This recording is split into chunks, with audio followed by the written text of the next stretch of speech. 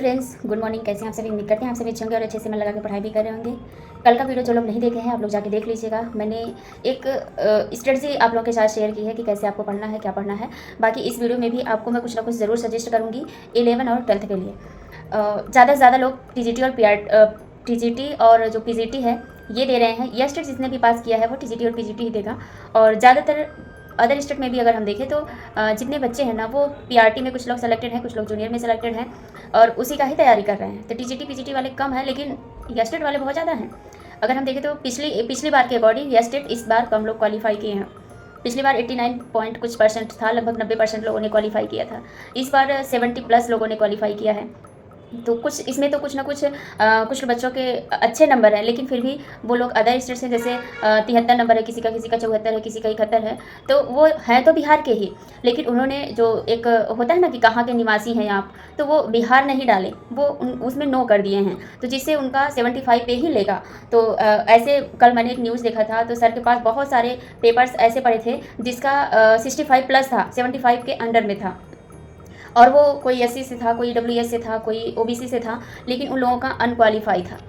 जो रिजल्ट था उसमें नॉट क्वालिफाई लिखा था, क्योंकि वो लोग क्या किए थे कि जहाँ पे उन्हें यस करना चाहिए था कि आप बिहार के निवासी हो, वहाँ पे उन्होंने नो कर दिया था। ये तो हमें उन्होंने गलती की। तो अब वो लोग कंप्लेन कर रहे हैं कि हमारा इतना नंबर होने के बाद भी अगर हम एससी से हैं, ईडब्ल्यूएस से हैं, एसटी से हैं, तो हमारा अनक्वालिफाई क्यों, यानी नॉट क्वालिफाई क्यों। तो अब देखिए क्या होता है क्या नहीं होता है। वैसे उन लोगों को एक बार मुझे लगता है कि मौका देना चाहिए, और जितने भी लोग ये स्टेट पास हुए ना वो लोग अपनी मेहनत शुरू कर दीजिए, क्योंकि आप अभी 0 पे हो। जो लोग टीआरई 2 टीआरई 3 से छठे हैं 1 नंबर 2 नंबर से, उनके लिए वो समझ लीजिए 80% तैयार हैं, 20% उनको तैयार करना है, बाकी हमको पूरा का पूरा 100% तैयार करना है। तो अब आप अंदाज़ा लगा सकते हैं कि मेहनत करने की किसको ज़रूरत है, हमको या उनको। तो मेरे हिसाब से हम लोगों को मेहनत करने की ज़्यादा ज़रूरत है। पूरा का पूरा 100% हम लोगों को पढ़ना है, उन लोगों को तो केवल 20% पढ़ना है। तो आप मेहनत कीजिए और पढ़ते रहिए। और मैं आप लोगों को ये दो बुक ज़रूर बता देती हूँ कि अगर आप TRE 1 and TRE 2 TRE 3 TRE 4 कोई भी अगर आप प्रिपरेशन किए होंगे या कर रहे होंगे, तो एक ये एनसीईआरटी की बुक, एनसीईआरटी सार संग्रह, और एक ये और एक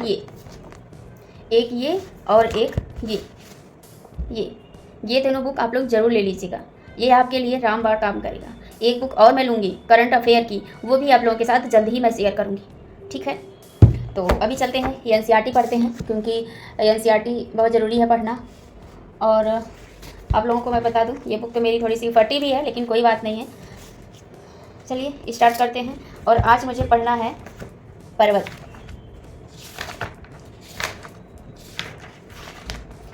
पढ़ेंगे, और इसमें मरुस्थल एवं घास भूमियाँ हैं, फिर घाटियाँ और पठार हैं, और देश की सीमाएं हैं, अंतर्राष्ट्रीय सीमा और राष्ट्रीय सीमाएं। तो सोच रही हूँ कि यहाँ तक 3-4 टॉपिक कंप्लीट कर लें, जितना हो पाएगा उतना कंप्लीट करेंगे। बाकी आप लोग ऐसे वीडियो में बने रहिएगा, ठीक है। तो आज मैंने आप लोगों के साथ बुक भी शेयर कर दिया है कि जनरल पेपर के लिए मैं बीपीएससी 11-12 के लिए क्या पढ़ रही हूँ। और एक और बुक मेरे पास आने वाली है, मैं लेके आऊँगी मार्केट से, करंट अफेयर की जो वार्षिक होगी 2024 की, उसको भी लेके आएंगे। और अभी मैं सोच रही हूँ कि अभी मैं ना लेके आऊँ, क्योंकि 2024 ख़त्म हो चुका है, 2025 आने वाला है। तो मैं सोच रही हूँ कि 2025 वाला लूँ। अभी 1 महीने 2 महीने रुक जाते हैं, उसके बाद ले लेंगे, क्योंकि करंट अफेयर तब इधर ये सारी चीज़ें जो एनसीईआरटी है ये दोबारा मेरा रिवीजन हो जाएगा। और जो बीपीएससी का मैं लेके आई हूँ बुक, ये भी मेरा आधा से ज़्यादा, मुझे लगता है कि मेरा आधा लगभग हो जाएगा, सॉल्व कर लूँगी। तो करंट अफेयर थोड़ा सा फास्ट मोड में पढ़ेंगे, थोड़ा ज़्यादा पढ़ेंगे, और इसको थोड़ा सा कम पढ़ेंगे एनसीईआरटी को। बाकी होम साइंस तो आपका डेली चलता ही रहेगा। होम साइंस आपको नहीं स्टॉप करना है, एक दिन भी आपको स्टॉप नहीं करना है, क्योंकि यहाँ से बहुत ज़्यादा प्रश्न पूछा जाएगा। 80 क्वेश्चंस आपके होम साइंस से पूछा जाएगा, आपका कोई भी सब्जेक्ट हो। मेरा होम साइंस से ज़रूर नहीं है आपका होम साइंस ही हो, आपका अदर भी सब्जेक्ट हो सकता है। तो आपका जो भी सब्जेक्ट होगा 80 क्वेश्चंस उससे पूछे जाएंगे। अगर मैथ एंड साइंस है तो आपका 9th में या 6 to 8 में जो लोग तैयारी कर रहे हैं, मैथ एंड साइंस है, तो 60 क्वेश्चंस उनके मैथ के रहते हैं, 40 क्वेश्चंस मैथ के, 40 क्वेश्चंस साइंस के रहते हैं। तो उसमें बटा रहता है आधा आधा। लेकिन हाई स्कूल और इंटर में ऐसा नहीं है। आपका जो सब्जेक्ट रहेगा 80 क्वेश्चंस हमारे सब्जेक्ट के रहेंगे, बाकी और भी जो भी क्वेश्चंस आपके जो भी सब्जेक्ट हैं वो रहेंगे ही 80 क्वेश्चंस। बाकी 40 क्वेश्चंस आपके जीके एंड जीएस के रहेंगे, और उसके साथ साथ आपके कुछ और क्वेश्चंस रहेंगे, जैसे हिंदी का और इंग्लिश का 30 क्वेश्चंस रहेगा। एक और चीज़ मैं आप लोगों के साथ शेयर करने वाली हूँ, ज़्यादा आपको नहीं पढ़ना है, और जनरल पेपर में मैं बता देती हूँ कि क्या पढ़ना है आपको। जैसे हिस्ट्री हो गया, हिस्ट्री से 8 क्वेश्चंस बनेंगे जो INM का पार्ट होता है, तो उसको आप लोग कंप्लीट कर लीजिए। सचिन एकेडमी ऐप पे सचिन एकेडमी से या फिर सचिन सर की जो क्लास है वहाँ से आपको एक INM की बुक भी मिल जाएगी। अगर आप उसको पढ़ना चाहते हैं तो उसको अलग से लेके पढ़ सकते हैं, नहीं तो आपका NCERT जो अब मैं बुक पढ़ रही हूँ ना, NCERT सार संग्रह, इसमें भी वो सारी चीज़ें इंक्लूड है, तो आप उसको भी पढ़ सकते हो। उसके बाद अगर हम बात करें ज्योग्राफी की, ज्योग्राफी के भी 8 क्वेश्चंस रहेंगे जो कि आपके NCERT में मिल जाएंगे। मैथ के भी 8 प्रश्न रहेंगे, वो भी आपको BPSC घटना चक्र में मिल जाएगा। उसके बाद साइंस के 8 क्वेश्चंस रहेंगे, history geography physics chemistry bio, तो इसके भी टॉपिक आपको NCERT सार संग्रह की बुक में मिल जाएगा। बहुत अच्छे से इसमें इंक्लूड किया गया है, और आप अगर उसको 2 बार 3 बार रिवाइज करके पढ़ना चाहते हैं तो आप उसको पढ़ भी सकते हैं। और मैं आपको बता दूं कि न्यूट्रिशन में मेरा आहार का जो जैसे जितने भी टॉपिक मेरे कंप्लीट हुए हैं, सारी टॉपिक मैंने आप लोग के साथ शेयर कर दिया है। कैसे पढ़ना है, कहाँ से पढ़ना है, क्या पढ़ना है, वो सारी चीज़ें मैंने आप लोगों के साथ शेयर कर दी है। और लगभग ये टॉपिक मेरा एंडिंग पे चल रहा है। और हेलो फ्रेंड्स, तो अभी बज रहा है रात के 9, और मैं जा रही हूँ आज से रिवीजन स्टार्ट करने, क्योंकि जो न्यूट्रिशन साइंस है वो मेरा एंडिंग पे चल रहा है। मिनरल्स भी खत्म हो गया, विटामिन्स भी खत्म हो गया, सारे पोषण के टॉपिक खत्म हो गए, कार्बोहाइड्रेट, प्रोटीन और फैट भी खत्म हो गया है, सारा मैंने रीड कर लिया है। और कुछ टॉपिक्स उसमें बचे हुए हैं जिसको भी मुझे कंप्लीट करना है, जैसे आहार से संबंधित टॉपिक है। कुछ चीज़ें मैं आप लोग के साथ शेयर भी की हूँ आहार का, और कुछ चीज़ें और है जो मैं आपको डेली शेयर करती रहूँगी। और कुछ ज़्यादा से ज़्यादा टॉपिक मैंने कंप्लीट कर लिए हैं, कुछ ही टॉपिक बचा हुआ है। मिलावट वगैरह है, मिल्क है, और मांस वगैरह है, एग है, मांस है, तो ये सारे टॉपिक्स अभी बचे हुए हैं, तो इसको अभी मुझे कंप्लीट करना है। तो वो मुझे लगता है कि 2-3 दिन में कंप्लीट हो जाएगा जितना भी टॉपिक बचा हुआ है। तो मैं सोची कि अभी मेरे पास टाइम है 9 से 10 बजे तक, 1 घंटा मैं CDP पढ़ लेती हूँ, जितना भी मैं पढ़ पाऊँगी। अभी तो कुछ क्वेश्चन है, कम से कम 15 से 20 क्वेश्चन मेरे यहाँ पे सॉल्व किया गया है, उसको मैं यहाँ पे करूँगी। हाँ, कुछ लोग इसके लिए नोट्स भी मांग रहे हैं, तो मैं देखूँगी व्हाट्सएप ग्रुप में, तो देखते हैं कि कहाँ शेयर करते हैं। और ज़्यादा तो नहीं शेयर कर पाएंगे, बहुत मोटी बुक है, इतना बचा हुआ है, इतना है पूरा टोटल, तो पूरा तो इम्पॉसिबल है।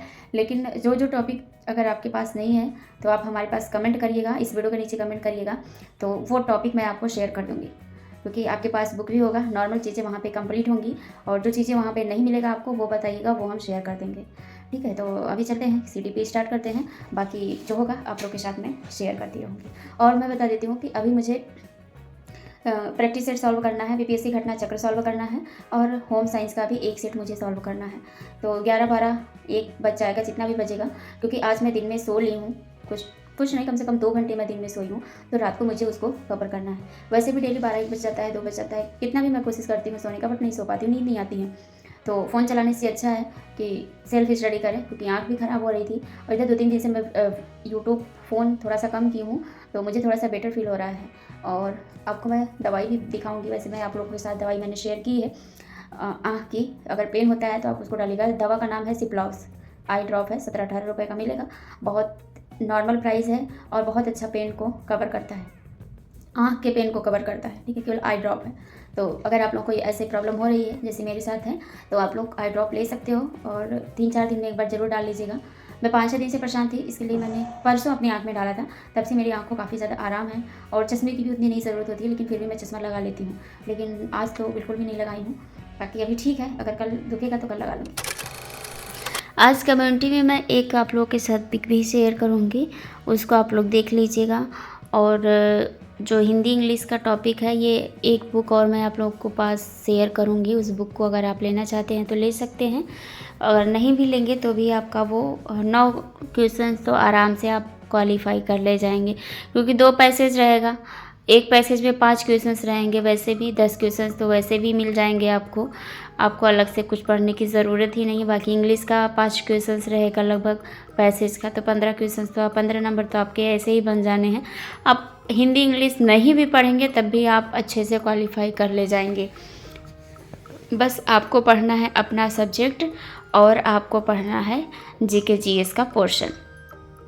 तो ये सारी चीज़ें मैंने आज आप लोगों के साथ शेयर कर दी।